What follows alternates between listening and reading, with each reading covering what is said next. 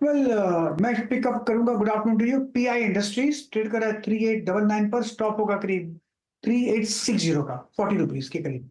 Target होगा 3950। Pi industries फिर 4000 possible है आते दिन में, लेकिन 3950 एक रीजनेबल टारगेट है पीआई इंडस्ट्रीज।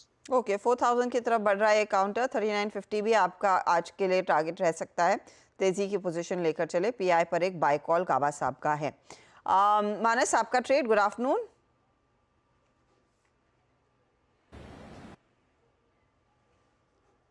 लगते नहीं, मानस से संपर्क नहीं बन पाया ठीक से। रचना जी, गुड आफ्टरनून। आपका ट्रेड क्या रहेगा?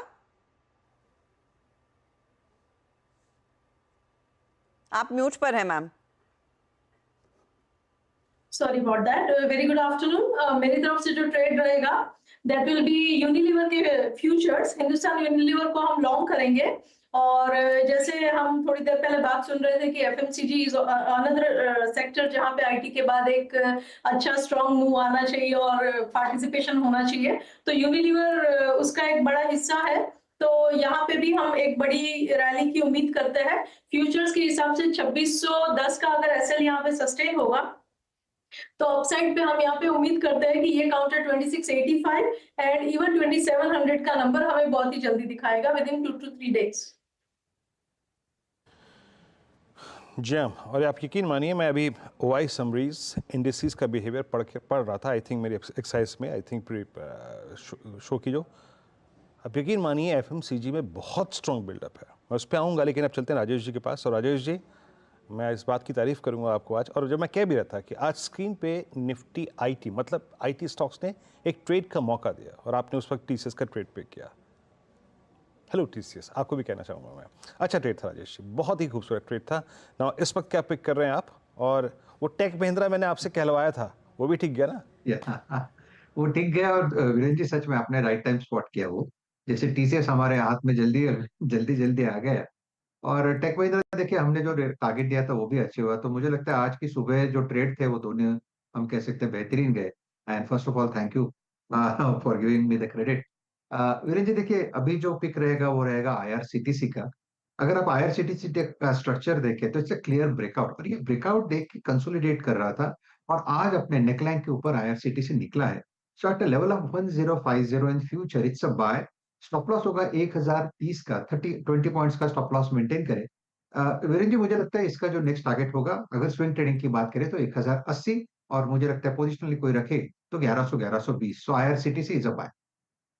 TTC is a buy. और ऑफ कोर्स वो बहुत ही बढ़िया ट्रेड दरअसल हमने राइट किया है राजेश जी के बदौलत टीसीएस में, जो अभी भी इनफैक्ट हाई के आसपास ही ट्रेड कर रहा है। आईआरसीटीसी का टारगेट जो नया वाला है वो 1080 का है। 1120 तक के लेवल्स भी देखने को मिल सकते हैं। Sneha, good afternoon. आपका ट्रेड। Good afternoon Harshada. अगर इंडिविजुअल काउंटर्स में से देखें तो क्रॉम्पटन ग्रीव ये काउंटर मुझे काफी अच्छा लग रहा है। नियरली 2.5% ऊपर है आज के दिन। एक रेजिस्टेंस था अराउंड 330 के आसपास, जो कि काउंटर ने सरपास करके काफी स्ट्रॉन्ग मूव दिया है। अभी भी अगर आप देखें तो 20 डेमा को रिस्पेक्ट कर रहा है। डिप्स में फिर से बाइंग इंटरेस्ट देखने को मिल रहा है। तो आई वुड रिकमेंड कि यहाँ पे एक फ्रेश लॉन्ग किया जा सकता है। एक स्टिक स्टॉप लॉस हमें 417 का मेंटेन करके लॉन्ग करना चाहिए फॉर द टारगेट ऑफ 470।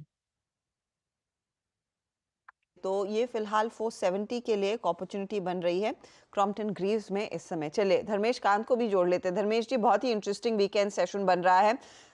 ना किसी ने एक्सपेक्ट किया था कि टीसीएस इतनी तेजी छप्पर फाड़ के रिटर्न्स देगा एक दिन में, और ना ही एक्सपेक्ट किया था कि आज के आज ही हम 24,600 को भी दस्तक दे देंगे। आज का डे हाई 24,592 है। कैसे पोजीशन करेंगे आप अपने आप को, और आज के लिए खास ट्रेड क्या है? Good afternoon Harshita, good afternoon सारे पैनलिस्ट और दर्शकों को भी। डेफिनेटली आई मीन नतीजे तो ठीक ठाक थे, टीसीएस के मिले जुले थे, बट जिस तरह से स्टॉक प्राइस में रिएक्शन आया है वो अनएक्सपेक्टेड था। और मुझे लगता है कि ये रिएक्शन सिर्फ इसलिए रहा है कि कश्मीर नेगेटिव पर से मैनेजमेंट की तरफ से आया नहीं इस बार टीसीएस के कमेंट्री में। हालांकि मेरे हिसाब से अगर आप देखो तो मैनेजमेंट उतने कॉन्फिडेंट भी नहीं लगे। उन्होंने ये कभी रिटाइट नहीं किया कि ये बॉटम आउट हो गया और यहाँ से अब तेजी मिलेगी।